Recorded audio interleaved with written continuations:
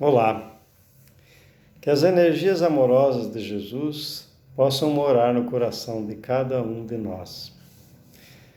Vamos falar hoje sobre a meta existencial. As referências desta exposição estão nos livros Amor, Imbatível Amor, no livro Momentos de Saúde e de Consciência, no livro Autodescobrimento, uma busca interior. Os três de Divaldo Pereira Franco, pela mentora Joana de Ângeles. E também buscamos as referências no Livro dos Espíritos, de Allan Kardec. A doutrina espírita explica quem somos, de onde viemos, para onde vamos, e ela põe sentido em todos os assuntos. Ela esclarece os porquês, ela consola, ela dá esperança, ela estimula a prática das virtudes que nos levam à paz e à felicidade. Ela nos convida para a vivência dos ensinamentos de Jesus, a vivência do amor, que é o jugo suave, e o nosso fardo se torna leve. Esclarece por que fazer o bem faz bem e fazer o mal faz mal, principalmente para quem o faz. Ela ensina não só o texto dos ensinamentos de Jesus, mas também o contexto, o que está embutido. Ela tira o véu da letra, mostrando a essência dos ensinamentos do Mestre. E sem ela, muitos ensinamentos ficariam sem entendimento. Quando Allan Kardec teve contato com as mesas falantes e entendeu que não eram as mesas que falavam, e sim espíritos de pessoas desencarnadas, concluiu que estava abrindo as portas de um mundo até então muito pouco conhecido. Os Espíritos vieram nos revelar que a vida não acaba com a morte do corpo físico. Eles morreram e não deixaram de existir. De onde vem a palavra desencarnaram, saíram da carne e continuam sua individualidade, continuam sua existência em outro plano. Todos nós encarnados sabemos que um dia iremos desencarnar. E os desencarnados, os espíritos errantes, percebem que não têm mais o corpo físico carnal, e sim um corpo sutil, etéreo, o perispírito, que também é temporário como o corpo físico, porque também é matéria. Nós somos espíritos imortais que temos temporariamente um corpo. Falamos que temos um corpo porque somos uma inteligência. Somos a mente que transcende o corpo, esse corpo material, e também o corpo perispiritual. Costumamos dizer que o Espiritismo matou a morte, porque nós saímos da carne e retornaremos para a carne em uma nova etapa mais adequada para a nossa evolução. Nos revelaram a lei da reencarnação e mais uma infinidade de leis estabelecidas pelo Criador que nos comandam e nos coordenam. E se quisermos a felicidade, devemos conhecê-las e vivenciá-las. São leis químicas, leis físicas, leis biológicas e as leis morais. A busca pela saúde, pelo conhecimento, pela paz, a busca pela felicidade do que é justo, do que é bom, do que é o bem, são metas secundárias que devemos estabelecer. É um trabalho que depende do esforço próprio, estando encarnado ou desencarnado. O trabalho não para, é da lei de Deus. Com isso, os espíritos vieram matar também o plano de aposentadoria do espírito e compreendermos as palavras de Jesus quando questionado por trabalhar no dia de sábado, que responde: meu pai trabalha até hoje e eu também trabalho. Joana de Ângeles, no livro Amor Imbatível ao Amor, explicando sobre a necessidade de objetivo em nossa vida, afirma que sem meta não se vive. Obedece-se aos automatismos fisiológicos em perigoso crepúsculo psicológico, a um passo do suicídio. Portanto, quando a mentora afirma que sem meta não se vive, ela está falando de usarmos nosso livre-arbítrio com responsabilidade e estabelecermos metas dentro das leis de Deus, dentro dos ensinamentos de Jesus, porque a aposentadoria espiritual ou descanso eterno, ou a ideia de ficar sem fazer nada, não fazem parte da lei de Deus. E se ambicionarmos isso, vamos adoecer, vamos nos desequilibrar física e espiritualmente.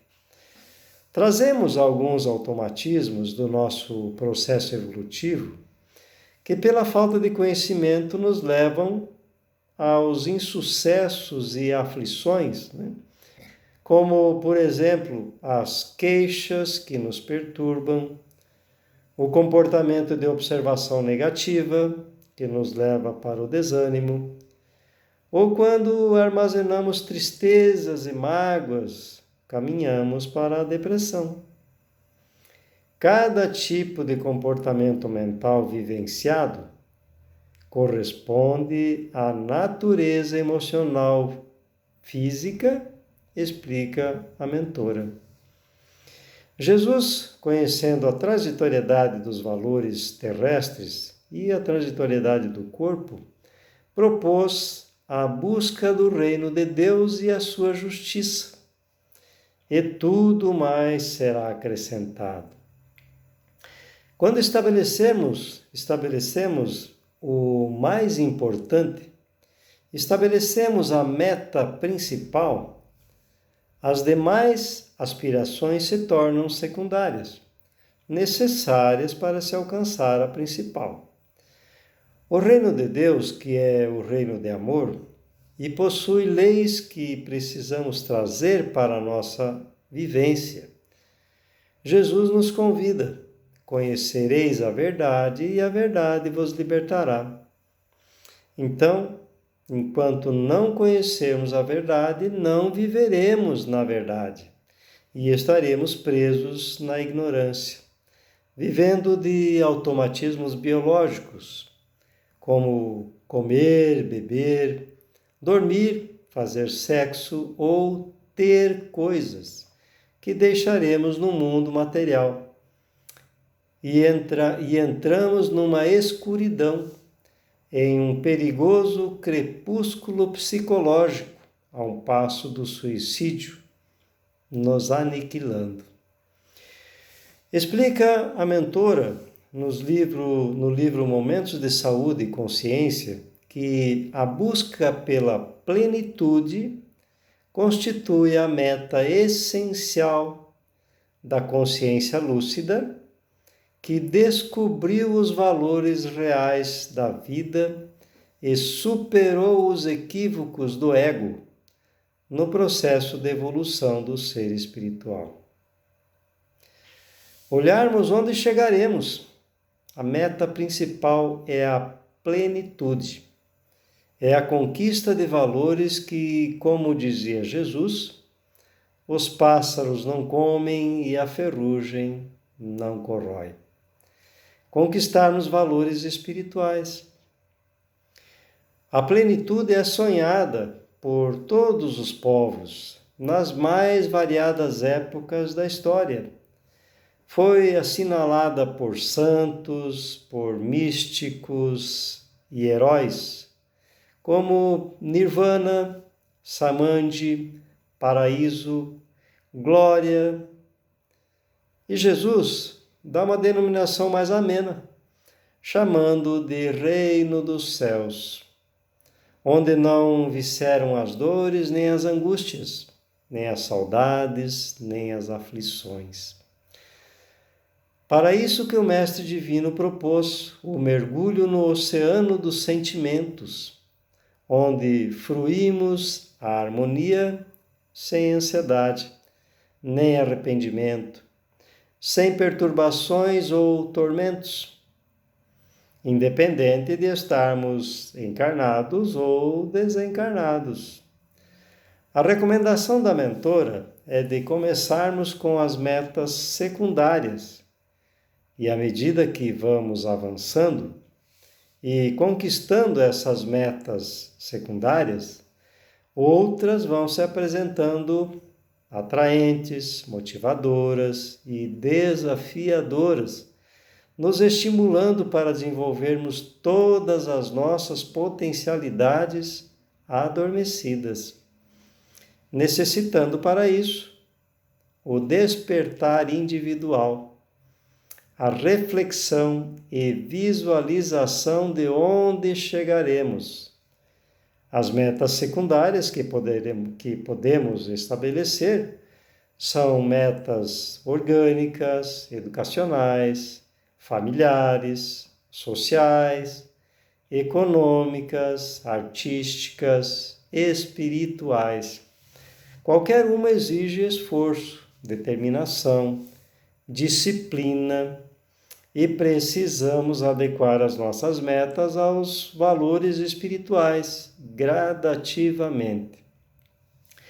Em relação às orgânicas ou emocionais, quando compreendemos que somos um espírito imortal, que já tivemos várias reencarnações e na maioria das vezes desequilibradas pelos excessos, e trazemos no corpo esta bagagem do passado, efeito do nosso desconhecimento, compreendemos que nós mesmos geramos a doença e precisamos nos esforçar para fazer um futuro melhor, com mais saúde, com mais equilíbrio, com uma genética mais saudável, por mais que muitas vezes os efeitos sejam de difícil reparação em uma só existência. Mas precisamos começar. As metas educacionais formarão o nosso cabedal de conhecimentos em todos os campos. As metas familiares ensejam o aprendizado no laboratório doméstico, desenvolvendo os sentimentos do amor, onde exercitamos o perdão, a compreensão, o respeito e outras virtudes do interrelacionamento pessoal. As metas sociais ampliarão o círculo da afetividade, favorecendo o crescimento do grupo. As metas econômicas fomentarão o equilíbrio financeiro e a harmonia entre as pessoas. As metas artísticas contribuirão para o belo, o estético, o romântico, o ideal.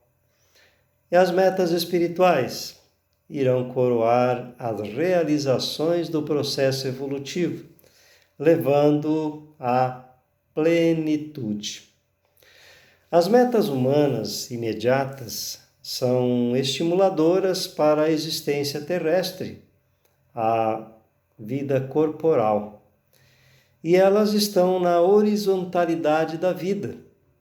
Já as metas espirituais, quando acrescidas pela identificação com a consciência cósmica, permanecem como uma força propulsora para o progresso sem limite, na verticalidade da vida, nos conduzindo para o reino dos céus. Lá na questão 967 do Livro dos Espíritos, Kardec questiona os mentores em que consiste a felicidade dos bons espíritos, e eles respondem: em conhecerem todas as coisas, em não sentirem ódio, nem ciúme, nem inveja, nem ambição, nem qualquer das paixões que ocasionam a desgraça dos homens. O amor que os une lhes é fonte de suprema felicidade. Não experimentam as necessidades nem sofrimentos, nem as angústias da vida material. São felizes pelo bem que fazem. Portanto, a felicidade começa em cada um de nós, para amar a Deus sobre todas as coisas e ao próximo como a si mesmo, que é a recomendação de Jesus. A mentora Joana nos recomenda invertermos a ordem, aprendendo a amar a si mesmo, aprenderemos a amar ao próximo e a amar a Deus. Cuidarmos de viver com intensidade e sem cansaço todas as horas da existência, com real aproveitamento, de modo que a recordação delas não nos cause remorso ou lamentação, e sim alegria e satisfação. Jesus assinalou essa conquista ao afirmar: eu e meu Pai somos um, porque havia uma perfeita identificação entre ele e o gerador universal, entre ele e Deus. Jesus ainda afirma dizendo: vós sois deuses. Se o quiserdes, podereis fazer o que eu faço e muito mais. A mentora Joana nos recomenda: ama-te mais. Amar-se é respeitar-se, proporcionando-se as conquistas superiores da vida, os anseios elevados do coração. Manter acesa a luz do entusiasmo, da motivação em todas as realizações, sabendo que somos fadados à grande luz, fadados à plenitude. Que Jesus nos abençoe a todos. Muito obrigado pela atenção. Muita paz.